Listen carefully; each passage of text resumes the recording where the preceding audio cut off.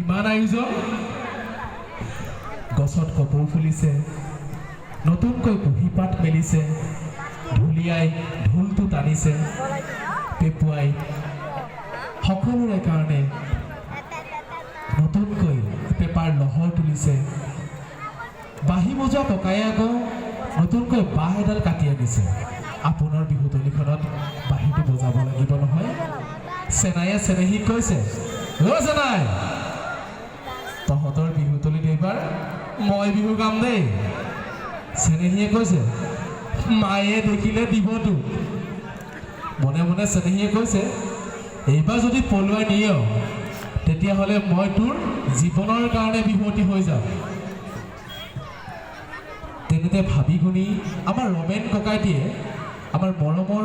পদুমীৰ ঘৰৰ সন্মুখত চাইকেলৰ বেলটো বজাই কৈছে ঐ পদুমী বলচোন বিহু গাবলৈ যাওঁ আহঁতৰ তলত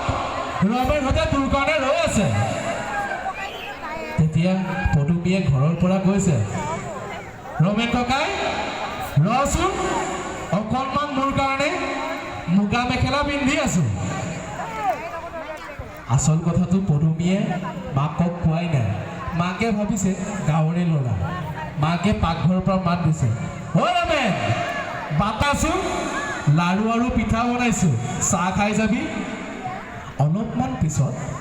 চেনেহীয়ে চেনাই